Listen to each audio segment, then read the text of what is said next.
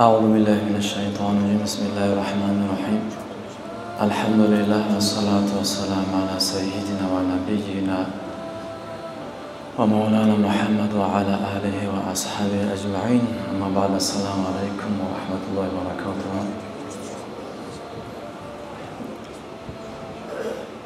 حمد ثنای بشمار خدای مهربان را که ما و شما را به راه راستی هدایت کرد و حبیبش پیغمبر دلسوز مهربان صلی الله علیه و سلم را برای ما و شما همچون نمونه و پیشوا الگو برای به دست آوردن اخلاق خوب زیبا فرستاد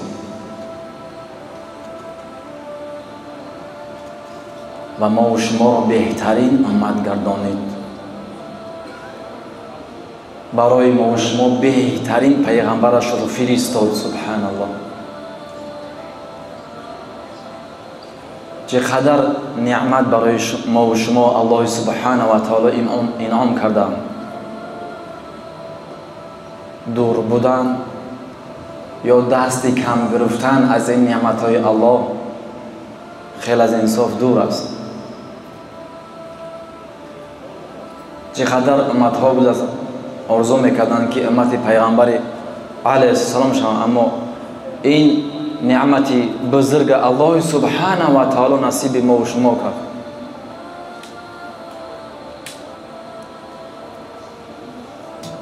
چه خیلی که پیغمبر ما علیه السلام بهترین پیغمبر بودند. این امت محمدی یعنی ما و شما بهترین امت ها هستیم در طول تاریخ بشریت، در طول تاریخ انسانیت. سبحان الله، الله تبارک و تعالی این بهترین پیغمبرش را، حبیبش را برای به دست آوردن بهترین اخلاق که ما و شما بهترین اخلاق از حبیبش بگیریم، کپی برداری کنیم، برای ما و شما فرستاد. همه چیز آماده تیار. اگر هر کس که بخواد بهترین بنده الله شود، این چی نعمت بزرگی است که امروزه در دنیا چقدر انسان ها هستند که گمراه هستند، سرگردون هستند، حیران، نمیدونن کجا بریم. اما برای ما و شما سبحان الله همه چیز تیار، آماده، مهیا. فقط پیروی کن از حبیب خدا صلی الله علیه وسلم، کپی برداری بکن، در زندگی روزمره اجرا که پیاده بکن که پیغمبر خدا صلی الله علیه وسلم فرمودند انما بعثت لاتمم مکارم الاخلاق. سبحان الله، من برای تکمیل کردن و کامل کردن، پر کردن مکارم اخلاق بهترین اخلاق فرستاده شدم. امروز برادران و تماشاگران عزیز مهربان، میخواستم در موضوعی که بسیار مهم است، یعنی داشتن اخلاق زیبا و دور بودن از دشنام، حقارت، سخنهای ناپسند، ناخوب، زشت صحبت بکنیم که این موضوع بسیار مهم و پیغمبر ما علیه السلام همیشه تأکید میکردن بر این موضوع.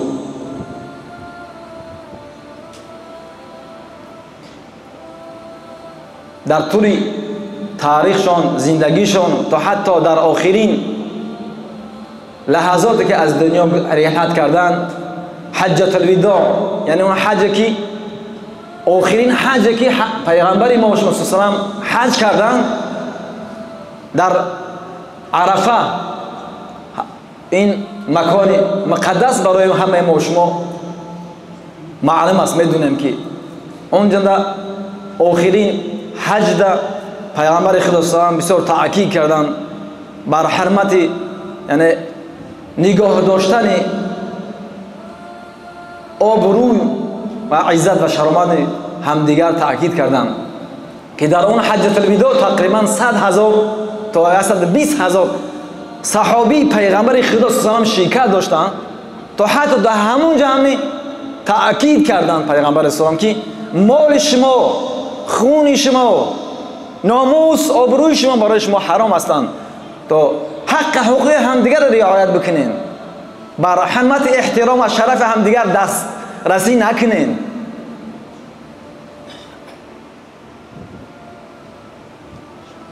бинобар ҳамин расули муъаззами ислом саллаллоҳу фармуданд: иннама буъисту лиутаммима макарим алахлоқ. дар он замона, дар замони ҳабиби Худо саллаллоҳу алайҳи ва саллам, арабонда инҷа диққат фармояд ки пайғамбар фармуд лиутаммима макарим алахлоқ, то пурра кунам, яъне ахлоқ буд аммо як чизи ноқис буд.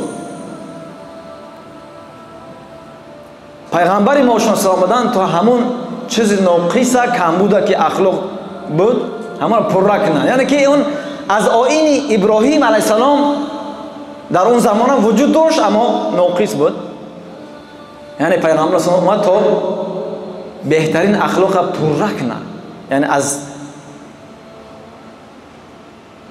ҳаё, шарму ҳаё, вафо, мурувват, ҳар чиёи зебо, одатҳо ва рафторои зебо.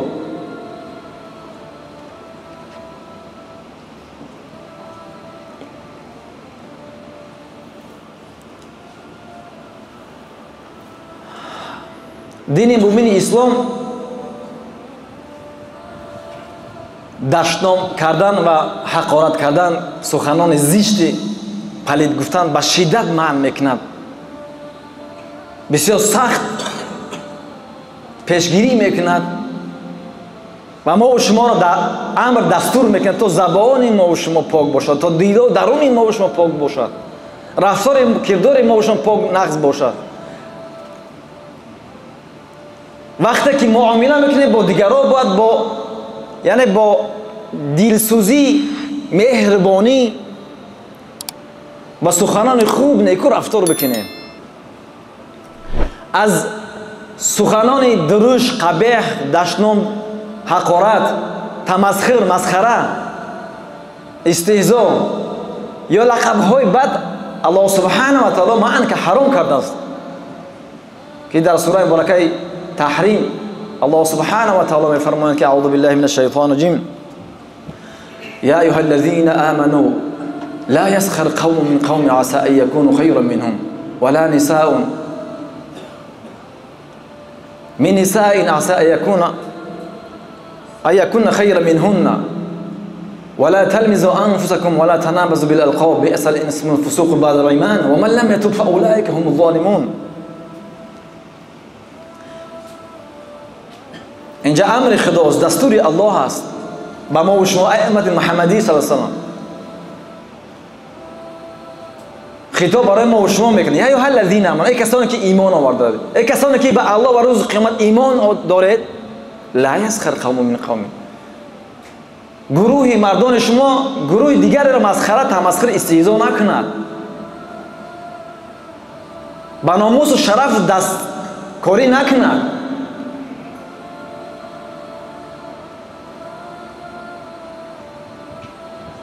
عسى ان یکونوا خیرا منهم، شاید این کسانی که مسخره میشوند، مورد مسخره قرار میگیرند، شاید اینا از اینا بهتر باشد. کی میدونه؟ الله میدونه. بهترین بودن در یعنی که بای بودن نیست که انسان پول مال چیز داشته باشد فکر من بهتر هستم دیگران مسخره کنه، یا با ملت نیست که من فلانی ملت هستم، نه فلانی هستم، امریکا، اروپا، روسیه یا تاجیک، ازبک، در این نیست. الله میدونه که بهتر. داشتن ماشین مارکه پیش قدم نیست، یا که داشتن بهترین قصر نیست که انسان بهترین قصر داشته باشد که من بهتر دیگر رو با چشم پس نظر کند، یا که مورد نظر آزیاد داشتم قرار بگیرد.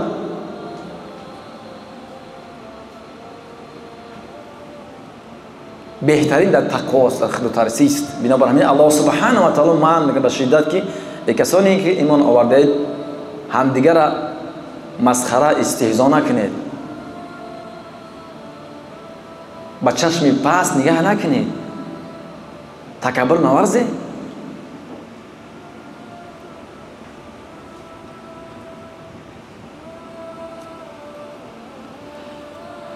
و همین خیلی الله سبحانه و تعالی در بالای پس نگاه کردن، مسخره کردن، استهزا کردن با دیگران علاهیده برای زنان مسلمان میگه که ولا نساء من نساء عسى یکون خیر منهم. همین خیلی زنها نباید دیگر زنهای مسلمان مسخره استهزا کنند. ولا تلمزوا انفسکم، یعنی هم دیگر را عیب جویی نکنید. های فلانی این خیلی عیب داره، های فلانی خیلی نکنید این کارو را.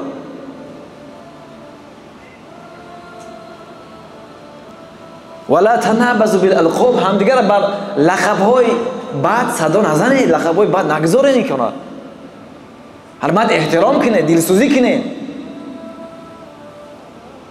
بی‌اس الاسم الفسوق بعد این چی کاری بدی است که بعد از انسان بعد از ایمان آوردنش، بعد از مسلمان شدنش مرتکب گناه میشود، مرتکب مسخره و استهزاء و دشنام و حقارت میشود.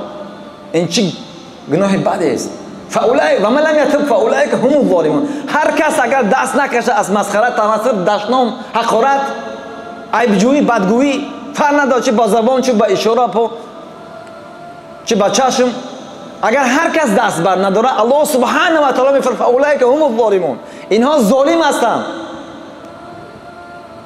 اینها انسانای بد هستند. ملاحظه کنید اینجا الله سبحانه برای مؤمنان میگه. اول آیت چی بود؟ یا ایها الذین آمنو، کسانی که ایمان آورده. یعنی با دیگران باید با حرمت، احترام، دلسوزی، مهربان رفتار شود. هم چقدر که ما میخوایم که با نسبت ما خوب معامله بکنن، حرمت ممکنن، احترام ممکنن، همین خیلی دیگران رو خودیم با حرمت احترام معامله بکنیم، بدگویی نکنیم، دشنام و حقارت نکنیم. پیش از اینکه صحبت بکنیم یا که پیش از اینکه فکر کنیم دشنام بکنیم، اول نسبت خود که ببین خود قبول داره این کارا که نه.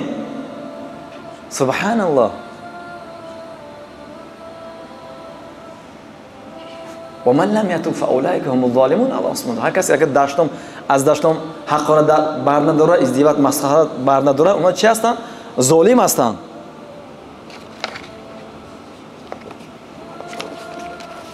این نسبت همه خیلی دین مبین اسلام، دین ما و شما را معنی میکند. به دشنام دادن غیر مسلمان فرق نداره، هر کسی باشه، هر چیزی که باشه. انسان مسلمان باید همیشه زبانش پاک باشه، درونش پاک باشه، رفتارش خوب نیک باشه. این داشتن زبان یعنی که سخنان نرم ملایم خوب، اخلاق زیبا، این در اصول اخلاق اسلامی داخل می شود. یعنی بعد زبان بعد داشتن، حقارت، دشنام کردن، این اصول و فوندامین اخلاق اسلامی از بین میبره.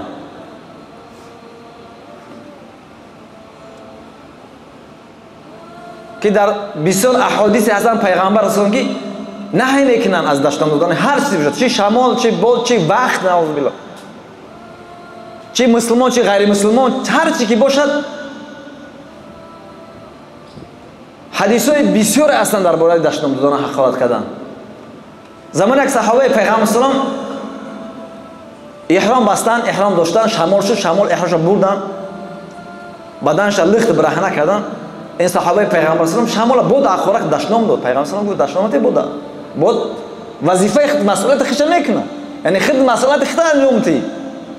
اینا فراموش نکن، هر کس لعن میگه دشنام میگه، لعن دشنام بر خودش برمیگرده. برادر عزیز مهربان، زمانی که دشنام میتی کسا، اون دشنامت، این بدگویی، اون تکبریت با خود برمیگرده.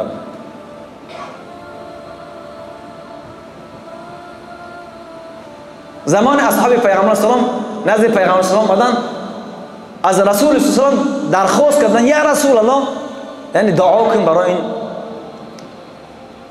کفار که اون وقت خیلی زمان قین مشکل بود، از هر طرف ظلم ستم میکردن با مسلمانان، به خاطر خاص به خاطر ایمان آوردنشون گفتن که ربنا الله، اتقتلون رجلا ان یقول ربنا الله.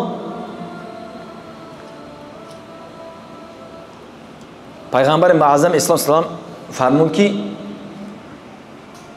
من برای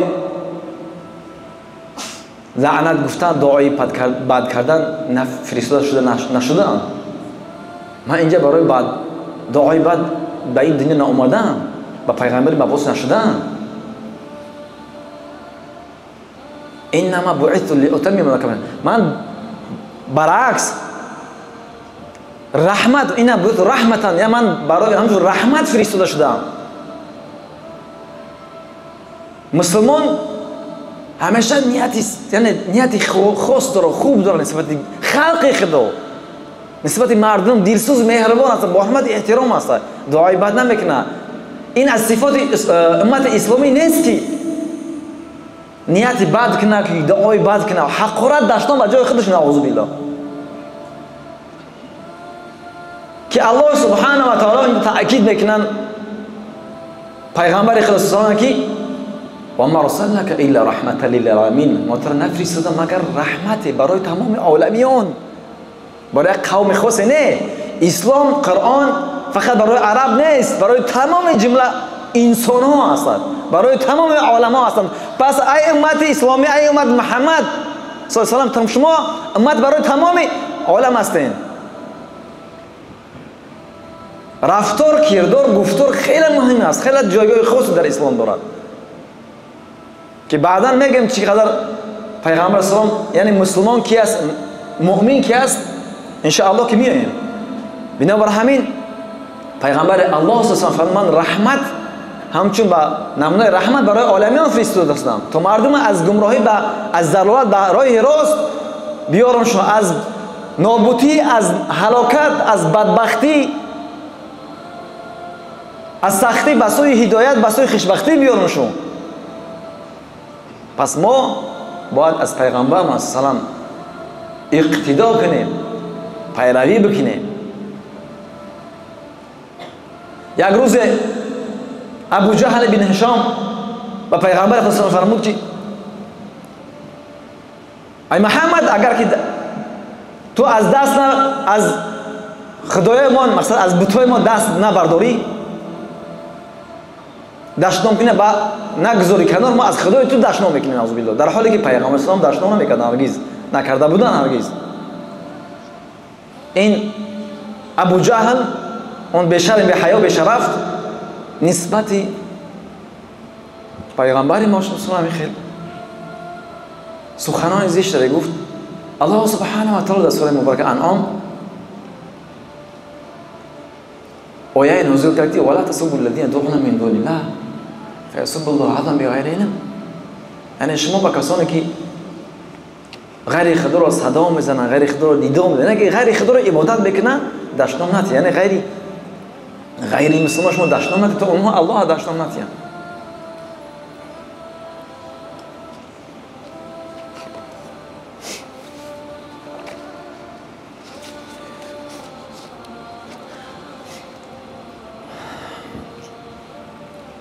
صفت مؤمن، مسلمان کی است؟ مؤمن کی است؟ بسیار فکر میکنن که اصلا بسیار مردم زبان رو کنترل نمیکنن، رفتار رو کنترل نمیکنن، اخلاق کنترل نمیکنن، فکر میکنن بسیار چیز ساده و آسون است، یعنی کسی ارزش نداره، در حالی که پیغمبر ما صلی الله علیه و آله چی فرمودن؟ لیس المؤمن بالطعان ولا لعان ولا فاحش ولا بذیء.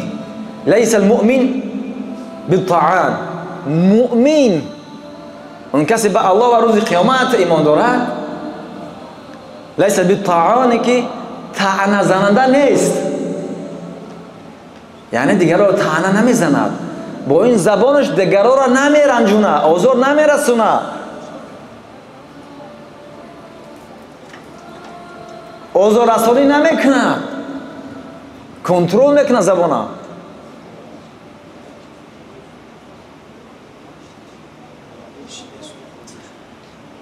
لیس المؤمن بالطعان ولا باللعان، و مسلمان لعنت کننده هم نیست. چقدر از ما هم دیگر لعنت میکنن، بخصوص مادرها. در زندگی نسبت فرزندها. مؤمن لعنت نمیکنه، مؤمن بد نمیگه، مؤمن زبان شیرین خوب داره، نغز داره. از مؤمن همیشه خوبی است، از مؤمن همیشه فایده است نسبت دیگران. سختی را تحمل میکنه از دیگران، صبر استقامت میکنه، در جواب بدی خوبی میتونه. ادفع بالتی هی احسن، ادفع بالتی هی احسن، امر خدا، دستور الله است. ادفع بالتی هی احسن. زمانی که نسبت تو به حرمتشید، به احترامشید، بدی کردن، تو در جواب شو خوبی کن، نغزی کن. این صفت مؤمن. مؤمن طعنه نمیزنه، مؤمن لعنت نمیکنه، مؤمن ولا بفاحش ولا فاحش، مؤمن دشنام نمیکنه، مؤمن حقارت نمیکنه، اعوذ بالله. ولا بذین، و مؤمن بد زبان نیست. مؤمن بد زبان نیست برادر عزیز و تماشا بینم گرامی. چقدر در زندگی روزمره ما شما هستن که سبحان الله همین خیلی چپ راست، همین خیلی گپای بعد ازش استفاده فکر نمیکنیم. یک چیز کم اگر ما رو محکوم نشه سبحان الله میکفیم، تمام دیگر قیامت بر پشت. سبحان الله، نه صبر، نه استقامت، نه اخلاق. یعنی بسیار از ما شما همین کمبودی دارن. چقدر در بازی ها، نه در فوتبال ها، در والیبال ها، در دیگر مسابقات ها بای میتی، ما بین هم دیگر برادر بازی میکنن، پاس نمیتیا یا که بای میتیا، فشار بالا، نصری نمیفتن، نعوذ بالله. چقدر همدیگر جنگ در سبحان الله، حقارت داشتم، جنگ چند روز صحبت نمیکنن. لا حول ولا قوة الا بالله. کجا هستین؟ این چی صفت است؟ این صفت مؤمن نیست. شما در کجا دیده که مؤمن همین خیل باشه؟ اگر رفته انسان خطا میکنه، انسان به خطا نمیشه. رفته که از دست انسان خطا برگذشت، باید توبه کنه، دست بکشه، از برادرش عذرخواهی بکنه، در وقت اصلاح کنه، تکرار نکنه، ادامه ندهه. همین خیل چقدر اگر با شما اگر هر یک کمبودی اگر بگیم کمبودی که از ما و شما صادم شد نسبت بد اخلاقی و بد زبانی مو، سبحان الله وقت نمیگنجه. بنابر همین مسلمان یعنی بد زبان نیست، شیرین زبان است، خوب زبان است. سبحان الله، مؤمن همیشه شیرین زبان است، همیشه مهربان است. الله سبحانه و تعالی ما و شما را امر دستور میکنه همیشه نسبت همدیگر مهربان باشیم، دلسوز باشیم، همدیگر دشنام حقارت نکنیم. الله سبحانه و تعالی در سوره مبارکه بلند میفرماید که اعوذ بالله من الشیطان الرجیم و تواصوا بالصبر و تواصوا بالمرحمه. یعنی مؤمنان کسانی هستند همدیگر را با صبر و همدیگر را با مهر محبت دعوت میکنن، تبلیغ میکنن که همدیگر یعنی که مهربان باشید نسبت همدیگر. محمد رسول الله والذین معه اشداء رحماء بینهم. مؤمن رحماء بین مؤمنان مهر محبت رحم دل هستند، مهربان هستند، دلسوز هستند نسبت همدیگر.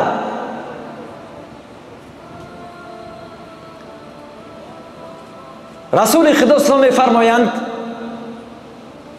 سباب المسلم فسوق و قتاله کفر. سباب المسلم فسوق، دشنام دادن، حقارت کردن مسلمان این فسق است، این از طاعت الله و رسول بیرون شدن است، این گناه و معصیت است.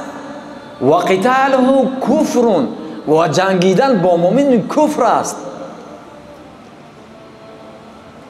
چقدر از ما دشنام حقارت میتونه با ادامه میتونه، با همون کینه و حسد، با همون فکر شب روز میکنن، چقدر خودخری میکنن. سبحان الله. اینجا پیغمبر الله میگه گناه و معصیت از دشنام دادنش و جنگیدن با او کفر است. جنگیدن و قتال و کفرون. کجاشید برادری؟ کجاشید مؤمنیت، انسانیت، انسانگری؟ اینجا пайғамбари худ салам фармуданд ки қиталу куфрун, ҷангидан ба он куфре ки яъне ки ислом аз инсон аз ислом хориҷ шуда ба куфр намерасонад, аммо яъне ин кор бисёр зишт бад аст ки бояд ба шиддат пешгирӣ кунанд, ба ҳамдигар ҷанги ҷидол накунанд, нисбати ҳамдигар даст набардоранд.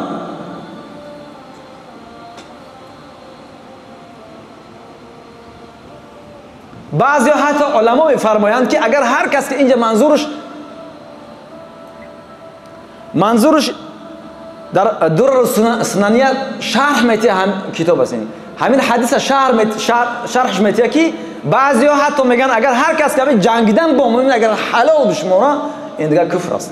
яъне ҳамин хел фатвоҳо аз олимон ҳастанд. ҳамин хел яъне ин кор даштном додан, ҳақорат кардан, ҷанг кардан бо муъмин ин қадар хатарнок мақсад ки бисёри мо аслан фикриш намекунанд ки ин гуноҳи азими бузург аст, ин ҳаром аст, ин гуноҳи кабоир аст. рӯзе дар назди расул салам як писарбачаи даштном медод, ҳақорат суханои паст зишт мегуфт. субҳаналлоҳ. пайғамбари мо салам медонем ки таҳаммул намекард, шурӯъ кард ба таълим додани ин фарзанд. имрӯз на назди мо маълум аст пайғамбари дилсӯзи меҳрабони мо шумо, балки ғайри мусулмонон медонанд ки муҳаммаду расулуллоҳ чӣ шахсияте ҳастанд. ин табиби бузург, ин маълими бузурги башарият, пайғамбари дилсӯзи меҳрабон, яъне худи сухани ғайри мусулмон ҳастанд. агар мегӯянд ки агар муҳаммад агар имрӯз зинда мешуд, як кофе заказ мекард, пеш аз ин ки кофе тамом шавад, сахтиҳо ва мушкилиҳои тамоми инсониятро ҳал мекард. яъне имрӯз иқа бадбахтиҳо, хунрезиҳо, зулму, ситаму, бешарму, беҳаёву инсониятгарият дур инҳо намебуданд. чӣ хеле ки дар торих пайғамбари мо салам ҳама инҳоро зулми ситам аз байн бурд. он замоне ки мабъус шид, дунё наздик буд ки тика тика пора аз байн бирав. яъне инсоният инқадар дур буд, инқадар зулми ситам, торикат, зулмат. майкл хард мегӯяд агар зинда мешуд, кофе тамом ношуда аллакай сахтиҳоро ҳал мекард. ин ҷангҳо, ин зулмҳои Украину, Филистину, дигар ҷойҳо ин зулми ситамҳо намебуданд. хоб даштном додан ва ҳақорат кардан суханони паст ин фарзанд, ин писар барои пайғамбари мо хеле сахт душвор гузашт. ба нармӣ, ба оромиш пайғамбари мо барои писарбача гуфт ки оё ту намедонӣ ки шарафи инсон, иззати инсон, обрӯи инсон дар ҳамин забон аст. забон яъне номуси инсон, шарафи инсон. яъне ҳар кас агар ки даштном ҳақорат мекунад, инсон худаш обрӯш паст мешавад, ҷойгоҳаш паст мешавад. субҳаналлоҳ. пайғамбари худо идома медод, мегуфт ки ин забон аллоҳ субҳану таоло барои мо ҳадия фиристодааст, на барои бад гуфтан, на барои озор расонани мардум, на даштном додан, на ҳақорат кардан, на айб ҷӯштан, на таҳмат кардан, на ғайбат, яъне барои бад гуфтан нест. ин аллоҳ субҳану таоло барои мо то зикри худо кунем, ёди худо бигем, хуб суҳбат ба мардум, суҳбатҳои хуб бизанем, яъне таълими тарбияти хайри хубӣ. ҳамин пайғамбар идома медод. он фарзанди майдак об кашид. пайғамбар саллаллоҳу идома медод, мегӯяд агар замоне ки ту агар ки бо ин забони худододагӣ, ин ҳадияи худо агар сухани хуб бизанӣ, сухан нек бизанӣ, дар роҳи хуб мусбат истифодаш кунӣ, ду фаришта менависанд номаи аъмоли ту ки кори хуб кардӣ, аъмоли шоиста анҷом додӣ, ибодат анҷом додӣ. агар бад кунӣ, бад гуфтӣ, бад менависанд. این گم نمیشه. روز قیامت ملاقات میکنیم. هر کس که هر کاری که انجام بده، چه از خوب چه از بد، به اندازه گرد غبار هم که خرد مایده باشه که انسان نبینش با چشمش، اون گم نمیشه. زود دیر انسان با اعمالش ملاقات میکنه. ملاقاتش نتیجه اعمالش میگیره. هر چی کنی به خود کنی، گر این نیک بد کنی کس نکنه با تو آنچه که خود به خود کنی. جو زی جو بروید، گندم زی گندم. هر چی کنی میگیری. در حدیث دیگرش پیغمبر صلی الله علیه و آله میفرمایند که سباب المسلم کمشرف علی المهلکه، یعنی دشنام دادن و حقارت کردن مسلمان این بر لب هلاکت است، بر لب پرتابگوی هلاکت است. یعنی دشنام دادن انسان هلاک نابود میکنه.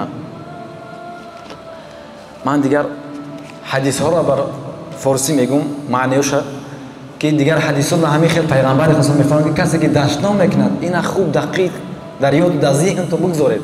کسی که دشنام میکنه حقارت میکنه این در روز قیامت نمیگه که شفاعت بکنه.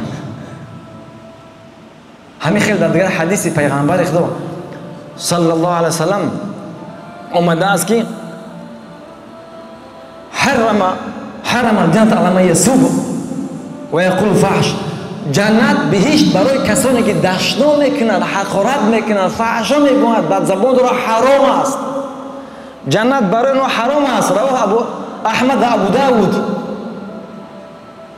برادر عزیز، پیش از این دشنام حقارت میکنید با این گپای پیغمبر دلسوز مهربان ما شما دقت بکنید. حرام برای جنت بهشت برای این انسان دشنام دهنده حقارت حرام است.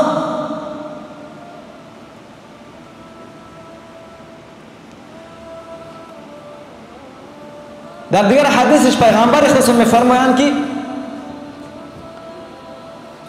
الا اخبرکم، آیا من شما را خبر ندهم که مؤمن کیست؟ این در حجة الوداع پیغمبر خدا فرمودند مؤمن کسی است که مؤمن کی است؟ کسی است که مردم چه مسلمان چه غیران از دست زبانش در امان هستند. و مسلمان کی است؟ مسلمان کسی است که مردم نسبت به مال و چیز و ناموسش و خونش در امان هستند. یعنی مردم اون امنیت از بس که اخلاق زیبا و خوب دارد در امان هستند. و در دیگر حدیثش میفرماید که و اذا خاصم فجر، یعنی بعضی وقتا انسان وقتی که چیزا مخول نمیشه خشمگین میشه، غضب میکند، اینجا پیغمبر صلی الله علیه و آله صبر کنی. انسان صبر هر خیر میشه. گاه وقتی یک لحظه صبر کنی کار تنج میشه. بعضی جا یک مینوت، بعضی جا ساعتاش، بعضی جا سالوش 10 سال طلب میکنه. انسان مهم باید صبر کنه. صبر تلخ است اما نتیجه خوبی داره. بنابر همین الله میفرماید ان الله مع الصابرین. بنابر همین پیغمبر خدا در حدیث میگه که دشنام دادن حقارت کردن این صفت مؤمن است. استغفرالله، میبخشید، صفت منافق است. منافق دشنام میکنه، حقارت میدهد. و اذا خاصم فجر، زمانی که درگیر شود، جنگ جدال کند، فجر میکفه، در رو دشنام میکنه، حقارت میکنه. مؤمن صبر استقامت میکنه. در آخر وقت بسیار تیز میگذره، چند قضیه ها رو میخواستم بگم، داستان ها رو بگم. خب داستان اون دو بزرگوار اصحاب پیغمبر خدا ابوذر غفاری و بلال رضی الله عنه است. دو برادری که در مکتب رسول صلی الله علیه و تربیت یافتند، فارغ التحصیل شده بودند. روز زمان ابوذر رضی الله عنه، ابوذر رضی الله عنه برای همه ما شما جایگاهش مشخصه، چه صحابه بزرگی بودند. و بلال رضی الله عنه، سبحان الله، بلال سبحان الله، و شخصیتی و جایگاهی بلال رضی الله عنه هم برای ما شما مشخص است که زمان روز ابوذر رضی الله عنه نخست یک کلمه بعد از زبانش نسبت بلال رضی الله عنه سر داد، گفت که یا ابن سودا، ای پسر زنی پوست سیاه، حضرت بلال از آنها بعد از این سخن شنیدن خیلی ناراحت شد، سرش پایین کردن، جواب ندادن. مثل ما و شما نه؟ سبحان الله. حالا ببینید میگه یبن سودا، ای پسر زنی پوستسیو، حالا اینجا دشنام نکرده، حقارت نگفته، تهمت نکرده، عیبجویی نکرده است. پناه به خدا که بلال رضی الله عنه ما شما دیدن که جایگاه بلند و پوستسیو داشتن. بلال رضی الله عنه قوت داشتن، قدرت داشتن، جواب دادن. اما بلال رضی الله عنه مؤمن بود. بلال رضی الله عنه مسلمان بود، اصحاب پیغمبر خدا بود، صحابه پیغمبر خدا بود. جواب ندادن. این خبر به پیغمبر خدا صلی الله علیه و رسید. پیغمبر خدا صلی الله علیه و ابوذر دعوت کرد، جه زد، فرمود که یا ابوذر یا اباذر ابي دعوه الجاهليه وانا بين اظهاركم. ای ابوذر، یعنی این چی دعوا، این چی شعار جاهلیت در زمانی که من در بین شما زنده هستم، یعنی این جاهلیت است. این چی جاهلیتی است؟ انسان هرچی اگر از این ذره اگر از این کارهای بد در وجودش داشته باشد باید اینها ترک بکنه. این یک جاهلیت است، بسیار زشت پست هستند. دیگر ابوذر از اون دوید با شب نگذاشت این کارا، زود دوید دنبال بلال رضی الله عنه. دوید از یقه‌اش خرید، ای بلال ببخش من نتونستم این کارا کردم برادر عزیز. یک نخست از دهنم برآمد. از بلال رضی الله عنه درخواست کرد که من ای بلال خوب میکنم تو با این دو نعلین کفشات پتنگ‌هات که در روی خوک راه میگردی با همین ها در پیشونی من در چهره من بکوب سخت که این برای من تربیه و تعلیم شد. تو احدی رو، تو هیچ کسی را دیگه بد نگویز. سبحان الله. اینها که در مکتب رسول اسلام تربیت یافته بودند، بلال رضی الله عنه بخشیده بودش که برادر من هرگز با این پتنگ هایی که بالای خوک راه میگردم در اون پیشانی که الله سجده میکنه نمیگذارم. سبحان الله. این اول تصور کنید، این غیبت نیست، این غیبت نیست، این سخنچخنی نیست، این حقارت داشتن نیست. چیکار کنم؟ انسان که خدا همین که خلقش کرده نیست، پوست سیاه کسی یا که معیوب خلق، این تقدیر خدا، این خواست خداست. پس انسانی که در واقعیت کمبود داشته باشد در زندگیش باید اون مورد استهزاء قرار بگیرد، باید تمسخر شود، از حقوق انسانیت دور شود. بنابر همین در آخر از الله سبحانه درخواست می همه ما شما را هدایت کنند، انا زبانهای ما را همیشه با سخنان نیک و خوب نگهداری بکند و این تعلیمات و این آیات قرآن و حدیث پیغمبر سلام و تعالیم اسلامی یعنی توفیق میتونه ما شما عمل بکنیم و جمله مسلمان شخصی برطرف کنیم. و آخر دعوانا الحمد لله رب العالمین. السلام علیکم و رحمت الله.